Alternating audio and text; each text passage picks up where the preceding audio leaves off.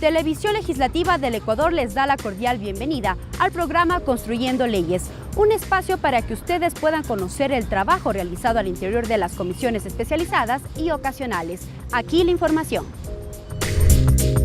Esta semana culminaron comparecencias en investigación sobre femicidio en Ibarra.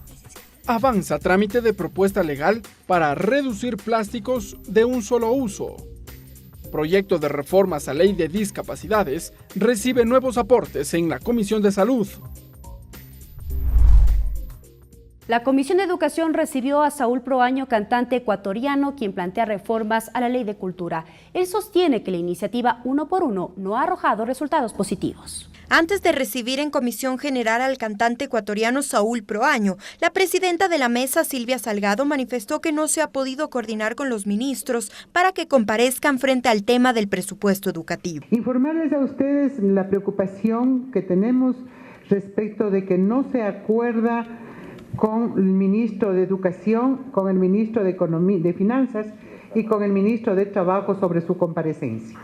Han pasado ya un mes y obviamente eso es un problema para la comisión, toda vez que hay datos que necesitamos. Inició la comisión general y la mesa escuchó las propuestas de reformas de Saúl Proaño. Él denunció que las radios no respetan la iniciativa del Uno por Uno. Establecido la ley del Uno por Uno, donde algunas emisoras a nivel nacional no están cumpliendo todavía esa ley, y eso es para darle una igualdad al artista, a la música del artista ecuatoriano y a la música del artista internacional.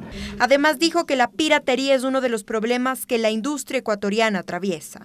Nosotros vivimos el asunto de la piratería también. Ahora ya no hay empresarios, productores como antes lo teníamos. A raíz de la piratería pues ya no hay. Entonces, ¿qué es lo que hace el artista ecuatoriano? Invertir sus propios recursos de donde pueda, ¿no? De pronto trabajando en otra parte para sacar su disco, para sacar su producción y así darse a conocer en el mundo artístico en Ecuador. La presidenta de la comisión resolvió hacer una mesa técnica con autoridades competentes de la industria musical para resolver estos problemas. Para que haya un primer trabajo de acercamiento, de visibilizar por dónde puede ir el tratamiento de esta reforma. Esta mesa estaría integrada con delegados del Ministerio de Cultura y con representantes de los artistas ecuatorianos. Tatiana Sonnenholzner, Televisión Legislativa.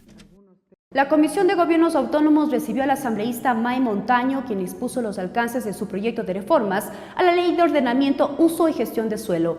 La legisladora plantea la eliminación de la figura del superintendente de ordenamiento y darles más competencias a los GATS.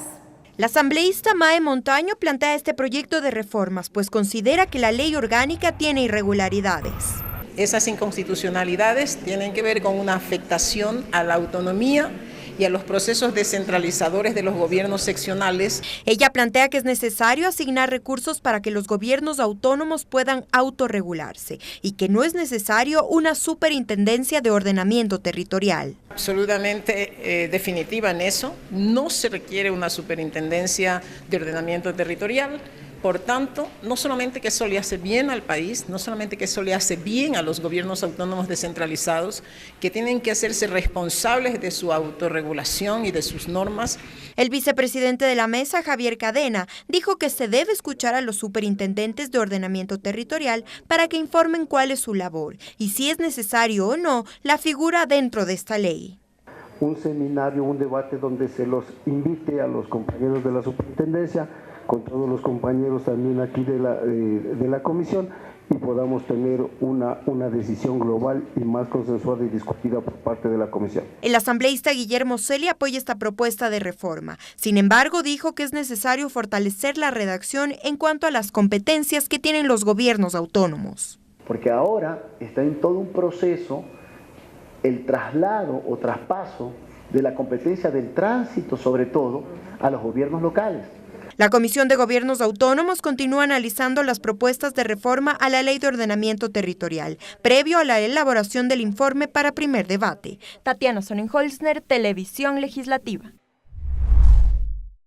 En el marco del tratamiento del proyecto de ley de racionalización y reutilización del plástico, la Comisión de Desarrollo Económico recibió la presencia de varios actores sociales, quienes coincidieron en la necesidad de implementar mecanismos de reciclaje. Según información del Ministerio del Ambiente, en los últimos 3 años se recolectaron 499 toneladas de desechos a escala nacional. En este periodo de tiempo, la contaminación por botellas plásticas lidera en la región Costa con 92.292 unidades de botellas plásticas. En la región Sierra, con 55.216 botellas de plástico que se recogieron en los cuerpos hídricos. Y en la región amazónica, 2.201 botellas plásticas. Y en la región insular, registra el menor número de residuos. Este es uno de los argumentos que sustenta el proyecto de ley que busca la reducción del plástico de un solo uso. Para su tratamiento, la Comisión de Desarrollo Económico recibió aportes desde varios sectores. Patricio Alarcón, de la Cámara de Comercio de Pichincha, expuso sobre la importancia de promover el reciclaje con políticas públicas claras que permitan el manejo eficiente de los recursos. Es un problema de capacitación, es un problema de manejo de residuos, es un problema de reciclaje y no es un problema del que está produciendo o comercializando específicamente también los plásticos de un solo uso. Desde Círculo Verde, su directora Inés Manzano ve con buenos ojos la eliminación de empaques innecesarios. Allí dio ejemplos. Todos los empaques deberían ser reusables, reciclables o compostables. Todos los empaques deben de ser libres de sustancias tóxicas, tintes y aditivos que permitan reciclar más fácilmente. Desde la Asociación Ecuatoriana de Plásticos hablaron del consumo responsable, pero además de dar valor económico a la basura. Es el aprovechamiento económico de los residuos en el tratamiento y debemos entonces implementar una política de reciclaje. Reciclado, de todos estos millones que mencioné antes, menos del 10%. Y el resto, el 12%, se incinera. Es decir, no solo estamos produciendo muchísimo, sino la mayoría está yendo a los botaderos. Ante la comisión también expuso Inti Groneberg, científico ecuatoriano radicado en Inglaterra, quien reveló que en el Ecuador los ríos Guayas y Esmeralda son los más contaminados, cuyos productos llegan al mar y por las corrientes llegan a Galápagos, en donde existe una riqueza marina invaluable. Planteó incrementar un sistema de reciclaje. Mariela Logroño, Televisión Legislativa. El próximo 12 de febrero se conmemora el Día de la Región Amazónica, fecha en la que será la entrega de un acuerdo ministerial que regula la contratación de la mano de obra amazónica. Así lo anunció el viceministro de Trabajo ante la Comisión de Biodiversidad. Hace 9 meses entró en vigencia la ley amazónica. Los asambleístas de la Comisión de Biodiversidad están analizando la aplicación y cumplimiento de esta ley. En este marco, la mesa recibió al viceministro de Trabajo, Ramiro Montalvo, quien dio la noticia del acuerdo ministerial sobre el derecho de empleo preferente. La idea es fortalecer la presencia del poblador local en estos procesos de lo que a nosotros nos corresponden, los temas de contratación laboral, tanto pública como privada. La ley establece que todas las personas naturales que vivan en la Amazonía contratarán a residentes de la misma, en no menos del 70%. A nivel de un acuerdo ministerial, eso va a tener incluso mucho más peso para las instituciones y para las empresas que están esperando y que nosotros vamos a hacer el respectivo seguimiento. El asambleísta Henry Moreno indicó que la Constitución establece el tratamiento especial para la Amazonía y que el Ministerio de Trabajo debe realizar las acciones necesarias para regularizar esta contratación. En ese sentido, ¿qué es lo que buscábamos nosotros con la norma? Una publicidad de que estos pueblos, nacionalidades, no sean invisibilizados. Y por eso es que nosotros tratamos como una acción afirmativa de incluirlo. Juan Pablo Belín dijo que la ley amazónica tiene que aplicarse para hacer justicia con los pueblos y nacionalidades amazónicas. La ley de planificación amazónica no se cumple en un 10, en un 15, sino que tratemos de que en este año se pueda ya cumplir en un 100%, solventando A o B dificultad que se pueda presentar. El 12 de febrero se entregará este acuerdo que cumple con lo establecido en la ley amazónica, que dice que todas las personas naturales y jurídicas, con capitales nacionales o extranjeros, que realicen sus actividades en la circunscripción territorial especial amazónica, contratarán a residentes de la misma. Tatiana Sonnenholzner, Televisión Legislativa. Garantizar los derechos sexuales y reproductivos de las personas con discapacidad y la adquisición de medicamentos para evitar amputaciones en los casos de personas que sufren diabetes fueron parte de las observaciones tratadas al interior de la Comisión del Derecho a la Salud. Esto en el marco del tratamiento del proyecto de reformas a la Ley de Discapacidades. En el marco de la elaboración del informe para primer debate de las reformas a la Ley de Discapacidades, la Comisión de Salud recibió a María Soledad Vela, ex legisladora, quien expuso su propuesta para garantizar y fortalecer los derechos sexuales y reproductivos de las personas con discapacidad.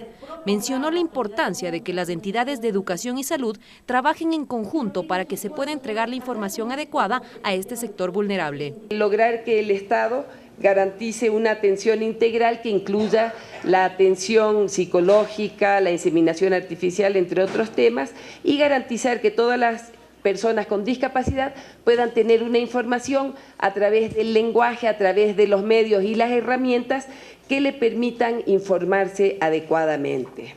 Esta mesa legislativa también recibió a Miguel Ángel Jácome de la Asociación de Hecho Úlcera de Pie Diabético, quien solicitó la intervención de los legisladores para que el medicamento regenerador que puede prevenir la amputación de miembros de personas que sufren de diabetes pueda regresar a la red pública.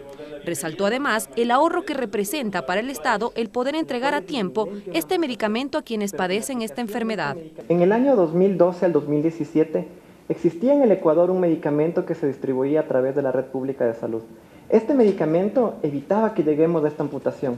Era un medicamento, se podría decir insignia en el Ecuador, porque este medicamento evitaba que lleguemos a esta situación necrótica del miembro lesionado, y generaba la regeneración, o sea, hacía que se regenere el tejido, se regenere el músculo, y se salvaba el miembro. Teresa de Jesús García, quien sufre de diabetes desde hace 30 años, estuvo presente en la Comisión de Salud, al igual que otro grupo de personas, quienes solicitan se les ayude con el acceso a la medicación para así poder aplacar sus dolencias. Que por la diabetes esto no cicatriza rápido.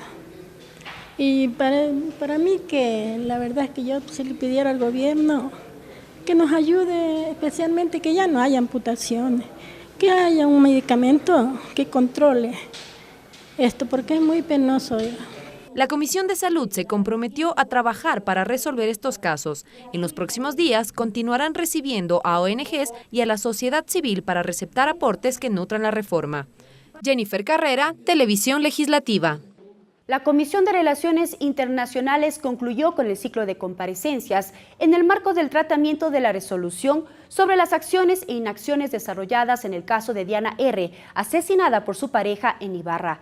Los abogados, tanto de la familia de Diana como de los policías, dieron sus argumentos. Nuevos datos fueron revelados al interior de la Comisión de Relaciones Internacionales. Marlon Jácome, abogado defensor de la familia de Diana Carolina, expuso parte de la información expuesta por el victimario en la etapa de instrucción fiscal. Según dijo, por 2 ocasiones la pareja de Diana escondió el cuchillo y pidió que se alejara del lugar. Además, solicitó a los policías un taxi y que incluso la verbalización no fue dada por un policía, sino un fiscal de flagrancia. Según dice él en su versión, fue trasladarse en dirección a la casa y se sintió de alguna manera atemorizado por las expresiones y por la manera de manejar esta crisis por parte de la policía. Un fiscal de flagrancias el que se acercó y a él, de manera decía, comencé un poco a conversar con él. La versión del abogado de los policías fue otra. Según Hugo Espin, la entidad cumplió con todos los protocolos de seguridad, pues se buscaba salvaguardar la vida de la gente que estaba en el lugar. Que se inicia un proceso de verbalización. Hasta este momento no hay agresión, es un tema de violencia intrafamiliar. Los policías adoptan un procedimiento entendiendo que la violencia intrafamiliar no tiene que ser acrecentada o perseguida, sino neutralizada. También hubo criterios distintos en cuanto a las municiones. Por un lado, el abogado de la familia de Diana afirmó que no contaban con armamento, mientras que el abogado de los policías reveló que sí contaban con municiones, pero tiene una particularidad. Tenemos información que seguramente las armas con las que contaban los uniformados ese día, ninguna tenía municiones, no estaban cargadas. Justamente estas municiones tienen una característica, son penetrantes, es decir, no tienen un alto poder de detención, sino de penetración. Ambos defensores coincidieron que la Policía Nacional tiene algunas falencias, como capacitación, dotación de medios logísticos, protocolos de atención y una legislación para la legítima defensa. La vaga capacitación que tienen los miembros de la Policía Nacional en un manejo de crisis como esta. No es fácil, ni se puede entender, ni se puede aceptar que una persona que maneje un arma de fuego dispare una vez cada 10 años. A la comisión también acudió Mauricio Castro, tío político de Diana R., quien pidió justicia y que se haga un seguimiento a los hechos, pues criticó que hasta la fecha el Estado no haya ayudado a la familia. A lo cual el Estado, bajo ningún concepto, se ha hecho presente. Bajo ningún concepto ha golpeado las puertas de nuestras casas. Este jueves vence el plazo para que la Comisión de Relaciones Internacionales entregue el informe final, conclusiones y recomendaciones. La mesa no descarta solicitar una prórroga para sistematizar las versiones. Mariela Logroño, Televisión Legislativa.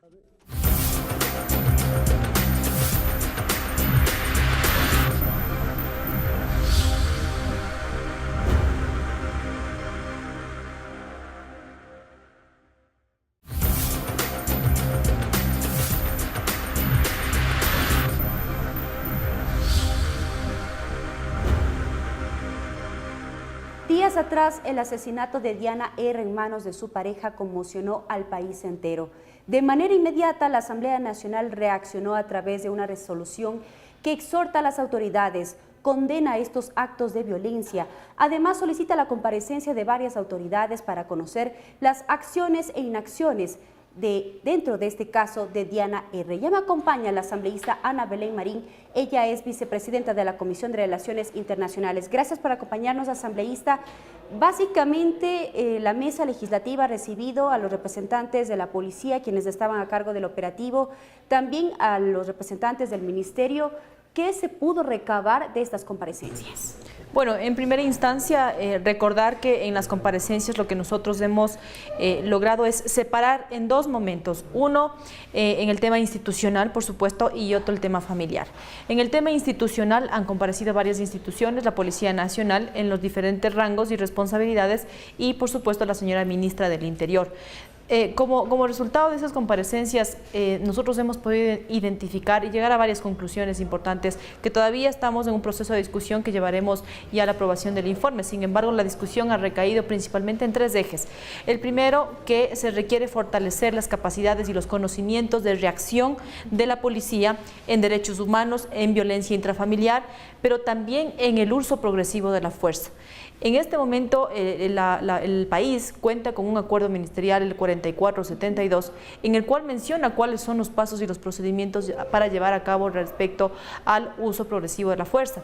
Sin embargo, de las comparecencias, nuestro parecer y sentir es que falta que este acuerdo ministerial sea socializado, pero sobre todo de manera permanente, actualizado en conocimientos y no solamente a la gente de tropa, sino también a oficiales, que la actualización en la capacitación es uno de los puntos críticos que hemos logrado identificar. Durante estas comparecencias se hacía mención incluso a la cadena de mando, qué ocurrió, qué pasó con este cordón policial que se ubicó en alrededor de 8 cuadras, por qué no dispararon. Y uno de los policías del operativo decía, es el tema de los procesos judiciales que puedan venir después. Hay ese temor de que si disparas, ¿quién va preso es el policía? Mire, de la comparecencia, por ejemplo, del abogado de los señores policías, ellos están claros en la normativa, ellos saben que existe el Código Orgánico Integral Penal, ellos saben, cuentan con el acuerdo ministerial, pero el tema de ellos es que no estaban en la capacidad suficiente para reaccionar. Es decir, lo que sucedió previamente es que el mando policial, por ejemplo, el jefe del operativo policial solicitó a su jefe inmediato que vea la posibilidad de traer personas especializadas en los temas. Ahora, ¿qué protocolo se utilizó? Usted me pregunta del cerco. Un protocolo que se utilizó, que tenían que cumplir 3 pasos, solo cumplieron 2, que era armar el cerco policial. Lo hicieron, estuvo a una distancia más o menos de los 20 metros. El segundo procedimiento era verbalizar entre un policía y entre, en este caso, el victimario. Existió también la verbalización suficiente, como existió, por ejemplo, la participación del teniente coronel de apellido Velastegui. Él participó en la verbalización, pero no se tenía el acompañamiento de los expertos, en este caso del GIR, que son quienes manejan esos temas mucho más a mayor detalle. ¿Es caso personal? Decían incluso que este personal especializado se encontraba en otra emergencia y que no acudieron justamente a este lugar. Por otra parte, el abogado de la familia decía que en ningún momento hubo la verbalización de un especialista en la materia, sino más bien de un fiscal. Mire, hay que aclarar algo muy importante. La participación del abogado de la familia, lamentablemente todos sus pronunciamientos, él a cada momento decía una palabra. Para nosotros es una hipótesis, es decir, todo lo que él me venía mencionando es una hipótesis. Lo que supuestamente habló con el fiscal también es una hipótesis. De las comparecencias que nosotros hemos recibido, es que el teniente coronel Velastegui es quien verbalizó con el victimario. Este procedimiento de verbalización, mientras ocurría este proceso, llegó el señor fiscal, y de las declaraciones que han entregado ya en la fiscalía y que nos hicieron conocer, es que el victimario dijo: yo no quiero hablar con nadie más que no sea con el que inicié hablando, que es en este caso el teniente coronel Velastegui. O sea, hubo ya un acercamiento, es decir, posiblemente había cómo calmar esta situación de crisis, pero lamentablemente no se llegó al cometido final. Y hay que identificar un tema además importante del que usted acaba de mencionar. Es que definitivamente desde mi punto de vista la solución no era disparar, porque todo el mundo dice: ¿y por qué no disparó? ¿Y por qué no reaccionaron disparándole? Mire, hay diferentes formas, y en el mismo acuerdo ministerial dice el uso progresivo de la fuerza. Es decir, si existió en algún momento que él tenía la espalda libre y que podían acceder a él, no necesitaban dispararle. Podían acceder de otras maneras, pero esas otras maneras lo que se requiere es estar preparado, es estar capacitado. Por eso una de nuestras recomendaciones es recapacitar a los policías de tropa y oficiales, porque también nos encontramos con una sorpresa, que nos dicen que los policías, por ejemplo, un teniente coronel nos mencionó y nos dijo: miren, yo hace 6 años no disparo. Así es, y justamente eso se reveló. Aparte de que si contaban o no con los recursos tecnológicos, tenían los medios, tenían el suficiente número de municiones, es decir, se revela algo que está ocurriendo en la Policía Nacional con la baja de recursos también. Por esa razón es que en nuestro informe, que como he mencionado seguimos en debate, es que estamos recomendando que se hagan las reformas necesarias para fortalecer el presupuesto en temas de capacitación, pero no capacitaciones teóricas. Lo que se requiere son capacitaciones prácticas, y las capacitaciones prácticas en los temas de tiro son fundamental a través de un polígono que es el ejercicio incluso ya práctico. Que podrían ser prácticas permanentes, no precisamente solo cuando van a especializarse, sino cada 3 meses una evaluación de manera permanente, esta capacitación, para que pueda fortalecer estos conocimientos en el ámbito policial. Por supuesto, esa es una de nuestras conclusiones más contundentes. Generar el presupuesto necesario, fortalecer la capacitación práctica, y que esta capacitación vaya en todos los rangos policiales, y que si bien es cierto, por ejemplo, los comandantes, los generales están en posiciones distintas, estratégicas, de planificación, pues que el tema de reaccionar, la capacidad de reacción a temas de femicidio no se minimice, no se tome como un caso más, o posiblemente lo que sucedió, y nos mencionaban también uno de los comparecientes, es que en el momento que veían que había afectaciones verbales entre la pareja, creyeron que nunca le iba a sacar un cuchillo, jamás creyeron eso. ¿Qué provocó? Confianza posiblemente en que en algún momento va a bajar la guardia, y no reaccionaron oportunamente. Si vemos agresiones verbales bien fuertes, que es lo que sucedió en el patio de comidas, se tenía que en ese momento reaccionar y no esperar a que siga avanzando. Pero como he mencionado, en el momento que llegaron, que desconocemos, nunca nos han revelado los nombres de los 2 policías comunitarios. Los policías comunitarios están para generar otro accionar, pero definitivamente que cualquier policía comunitario, de tropa, oficial y en cualquier instancia en la que se encuentre, debe estar en la capacidad de saber cuál es la circunstancia y cómo reaccionar. Bien, queremos agradecer a la asambleísta Ana Belén Marín, vicepresidenta de la Comisión de Relaciones Internacionales, por habernos acompañado. Como ustedes pudieron escuchar, varias son las recomendaciones y conclusiones que tendrá este informe final preparado por esta mesa legislativa frente a las acciones e inacciones dentro del caso de Diana R.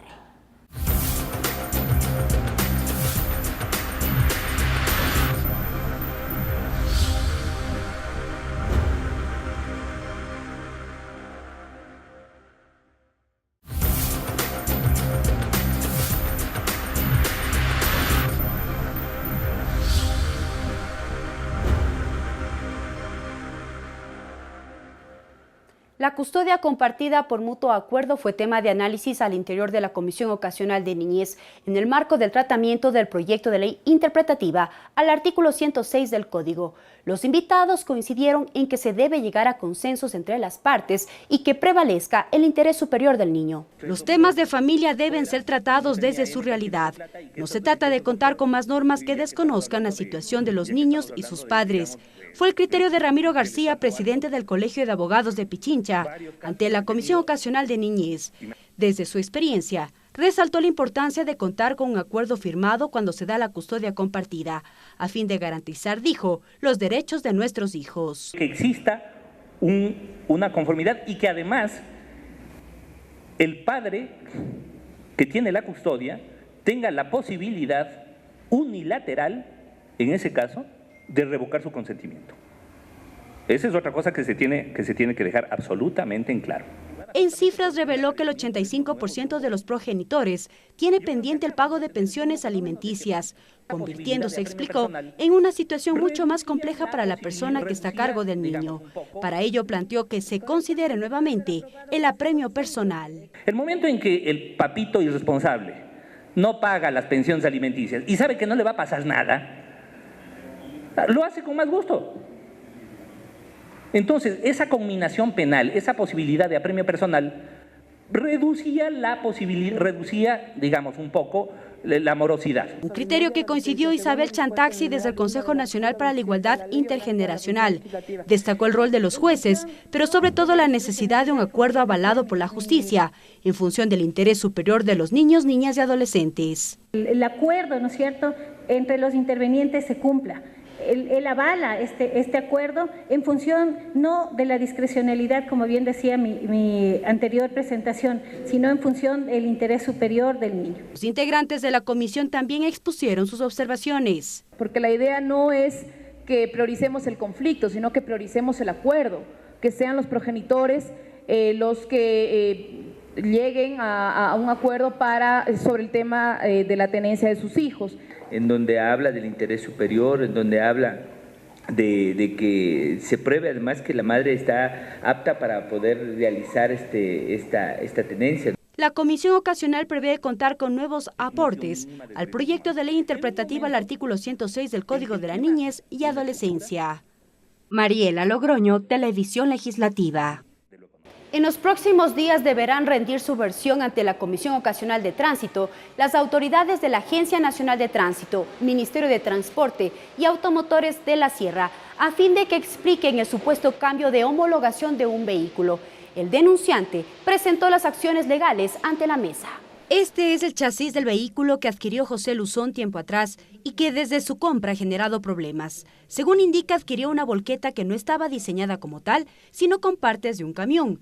Este hecho fue denunciado ante la Comisión Ocasional de Tránsito de la Asamblea. Prácticamente este vehículo se sigue dañando su bastidor o su chasis cada vez que pasa el tiempo, dado a que este vehículo no fue diseñado por el fabricante como volqueta, sino como camión. He entregado pruebas suficientes sobre lo que he manifestado, pericias judiciales, en fin, y han quedado en el olvido. La comisión también conoció las observaciones de la Federación Nacional de Transporte Escolar del Ecuador.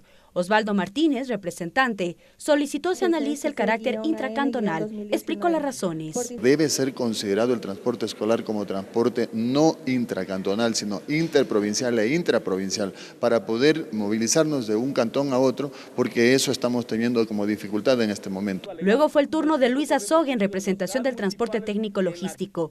Ahí planteó que sean incluidos y reconocidos en la norma vigente. No hay normativa legal. Entonces nosotros hemos venido en los GAT municipales, en la Agencia Nacional de Tránsito. Esta lucha ha sido más de 10 años que buscamos esta normativa legal. Desde la Asociación de Trabajadores del Transporte, Omar Delgado planteó varios aspectos. Nosotros pedimos que la ley se aplique, que la ley sea educativa, preventiva, no sancionatoria ni recaudatoria. Peor aún así, que viole el derecho al trabajo, que eso es lo que se está haciendo. Con respecto a la propuesta presentada días atrás por el alcalde de Quito para legalizar las plataformas móviles, la asambleísta Ana Belén Marín no adelantó criterios, pero dijo que será ampliamente analizado. es escuchar las comparecencias. No vamos a entrar en debate, no vamos a entrar en discusión de ningún artículo, porque puede malentenderse o sobre todo manipularse políticamente. La comisión prevé contar con el informe para debate ante el Pleno hasta el mes de marzo. Mariela Logroño, Televisión Legislativa. Y así llegamos a la parte final del programa Construyendo Leyes. Para mayor información de todas las comisiones, usted lo podrá realizar a través de sus cuentas oficiales. Hasta la próxima.